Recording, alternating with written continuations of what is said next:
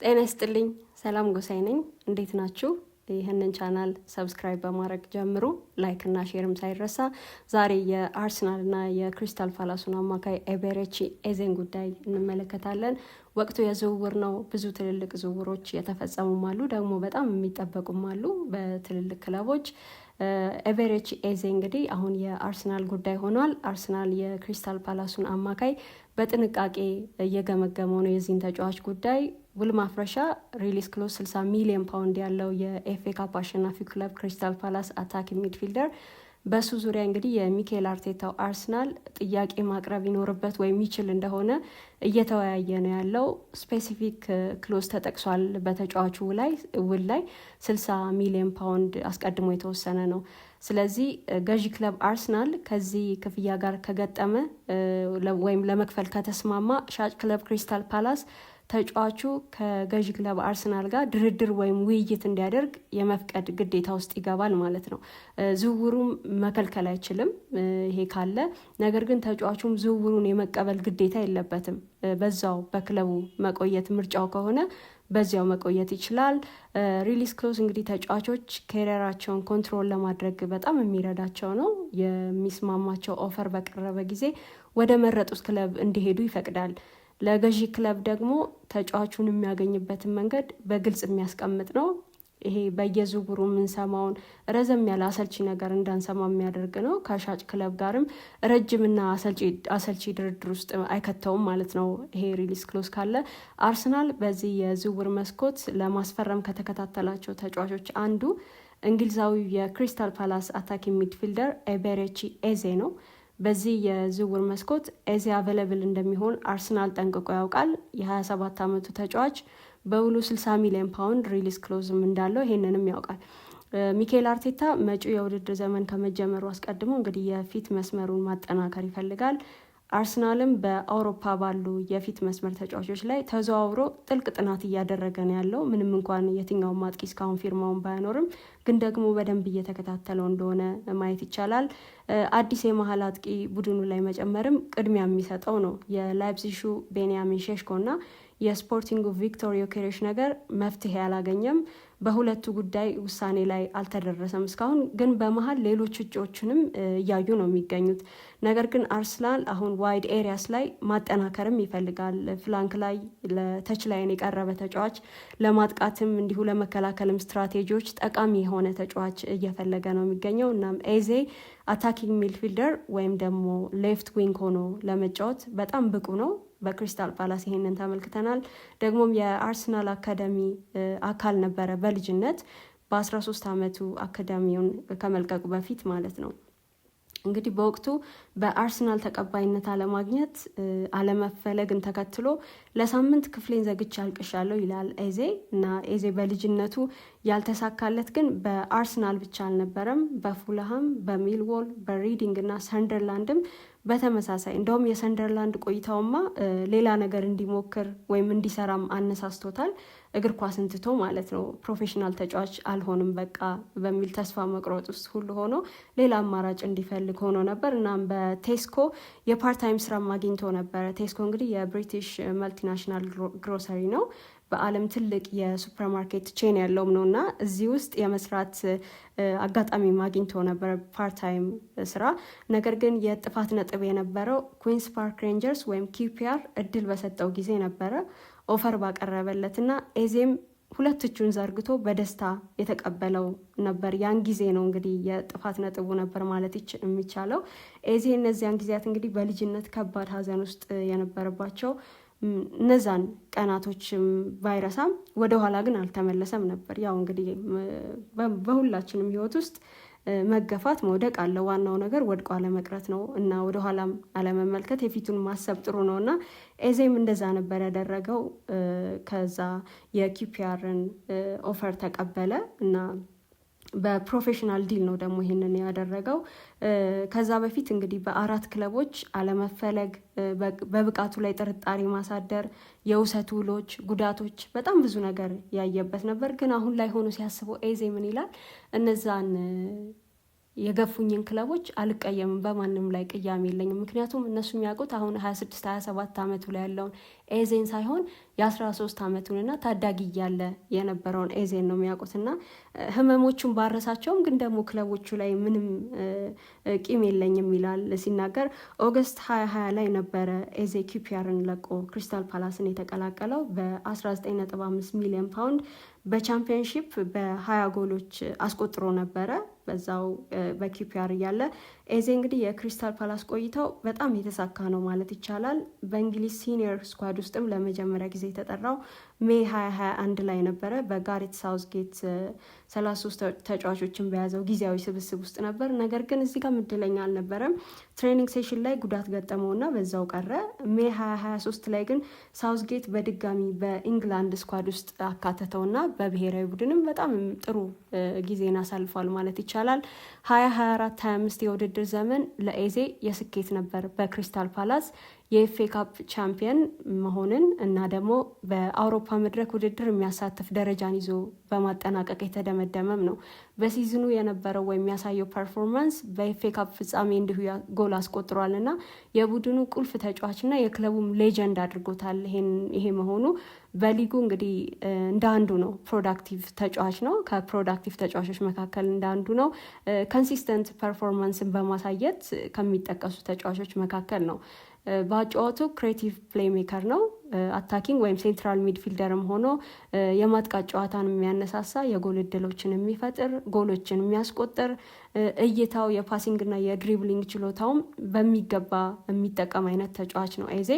በተጋጣሚ ተከላካይ የተከፈቱ ቦታዎችንም በማየት ሩጫዎችን የሚያደርግ አኪሬትና ጥልቅ ፓሲንግ የድሪብሊንግ ስኪል ያለውም ነው። ለክሪስታል ፓላስ የማጥቃት ጨዋታ በጣም ወሳኙ ተጫዋች ነው ማለት ይቻላል። በዚህ የዝውውር መስኮት ኤዜ ላይ ስፐርስን ፍላጎት ነበረው። አሁን ወደ ዌስትሃም ዩናይትዱ ሞሐመድ ኩዱስ አይደለ እንጂ የተጫዋቹ ፈላጊ ነበር። የአርሰናል ስፖርቲንግ ዳይሬክተር አንድሪያ ቤታ በርከት ያሉ ፖቴንሻል ዲሎችን እየተከታተሉ እንደሆነ ይታወቃል። እሳቸውም በዚህ ይታወቃሉ። በአንድ ጊዜ 2 ወይም ከዛ በላይ ተጫዋቾችን ታርጌት ማድረግና ትክክለኛ ነው ብለው ያመኑት ዝውውር ላይ በተከታታይ መስራትን ይመርጣሉ። አሁንም ያንን እያደረጉ ነው። አርሰናል እንግዲህ በሮድሪጎ ላይ ጥብቅ ፍላጎት አለው። ከኒውካስሉ አንቶኒ ጎርደን ጋርም ስሙ እየተያያዘ ነው። የአማካዩ ማርቲን ዙቢሜንዲ ጉዳይ እንደዚሁ የሚጠበቅ ነው። የአርሰናል የመጀመሪያ ፈራሚ ሆኗል ከኬፓ አሪዛባላጋ እና የዙቢሜንዲ ግን ፋይናላይዝ እንደሚደረግ ይጠበቃል።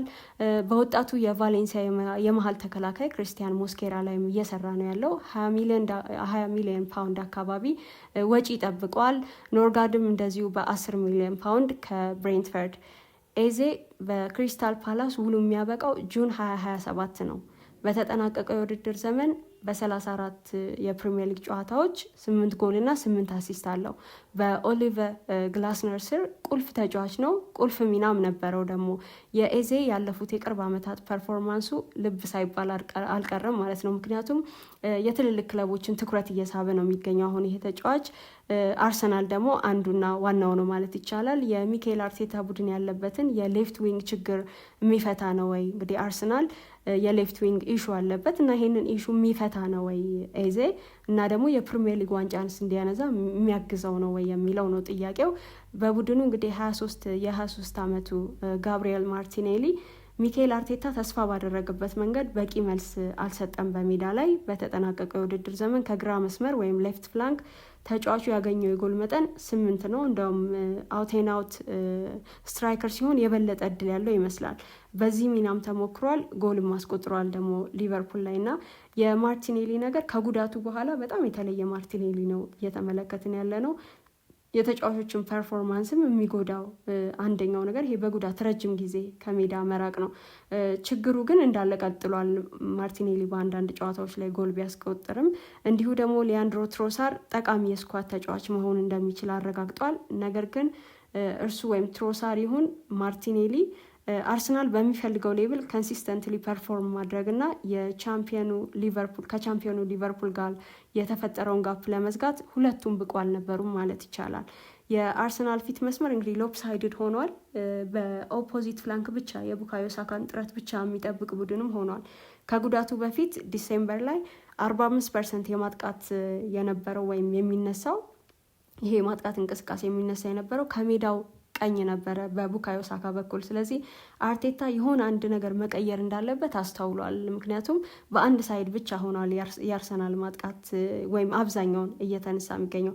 በተጠናቀቀው የውድድር ዘመን የአርሰናል አንዱ ሜን ኢሹ በአቻ የሚያጠናቅቃቸውን ጨዋታዎች ወደ አሸናፊነት መቀየር ነበር። ከ60% በላይ የኳስ ቁጥጥር በነበረው ከ17 ጨዋታዎች 7 ብቻ ነበር ያሸነፈው። የትኛውንም ያህል የኳስ ቁጥጥር ቢኖረው በአቻ ውጤትም የሚያጠናቅቃቸው ጨዋታዎች ነበሩ። ግን የዋንጫ አሸናፊ ለመሆን እነዚህም በአቻ ውጤት የሚጠናቀቁ ጨዋታዎችን ወደ አሸናፊነት መቀየር ያስፈልጋል። አንደኛው የዋንጫ አሸናፊ ቡድን ካራክተር ይሄኛው ስለሆነ በዲፕ ብሎክ የሚጫወቱ ቡድኖችን መግጠም መቸገር ለአርሰናል እንግዲህ በብዙ ጨዋታዎች ባናየውም ግን ደግሞ በአንዳንድ አጋጣሚዎች ሆኗል። በ2024/25 የአርሰናል ፈጣኑ ተጫዋችና ኤክስፕሎሲቭ ፎርዋርድ ማርቲኔሊ ይህንን መቅረፍ አልቻለም ወይም ችግሩን አልፈታውም። በእንደዚህ አይነት ሁኔታዎች እንግዲህ ትሮሳር መስራት ይችላል፣ ግን ደግሞ ኮንሲስተንሲ ይፈልጋል ይሄ ስራ። በአንዳንድ አጋጣሚዎች እነዚህ ተጫዋቾች ይህንን ያደርጋሉ። እዚህ ጋር ነው እንግዲህ አሁን ሮድሪጎ ወይም ኤዜ ለምን እንደሚያስፈልጉ ግልጽ የሚሆነው። ሁለቱም በጠባብ ስፔስ የመጫወት ችሎታና የተጋጣሚን ተከላካይ አጥር የመስበር አቅም አላቸው። በተጠናቀቀው የውድድር ዘመን በቴኮንስ ኤዜ በፕሪሚየር ሊግ በ4 ተጫዋቾች ብቻ ነው የሚበለጠው። ቴኮንስ እንግዲህ በድሪብል ተጫዋችን ወይም ተከላካይን ማለፍ ሮድሪጎ በላሊጋ ካደረገው የሚመሳሰል ቁጥር ነው ይሄ። አርቴታ እንግዲህ ኮንሲስተንትሊ ሃይ ቦል ፖዚሽን ኮንትሮል ማድረግ ይፈልጋል። የሚከተለው ሲስተም ደግሞ የሚጠይቀው በጫና ውስጥ ፈጣሪ ወይም ፈጠራም ብቻ አይደለም፣ የመከላከል ስራ ኤቲክም ይጠይቃል እና ማጥቃቱንም መከላከሉንም የሚሰራ ተጫዋች ያስፈልጋል። በተጠናቀቀው የውድድር ዘመን ኦልሞስት ከሁሉም አታኪንግ ፕሌየርስ ማለት ይቻላል በፕሪሚየር ሊግ በሜዳ የመሀልና ዲፌንሲቭ ተርድ ላይ ኳሶችን መልሶ አሸንፏል። ኤዜ በጨዋታ ከማርቲኔሊ ከትሮሳር እና ከሮድሪጎ በተሻለ ይሄንን አድርጓል። ስፖርቲንግ ዳይሬክተሩ ቤታም ቢሆኑ እንግዲህ ለአርሰናል ባላንስ ሽት የሚበጀውን ያውቃሉ። ለሮድሪጎ የተጠቀሰው 76 ሚሊዮን ፓውንድ ነው፣ 76.9 አካባቢ ነው።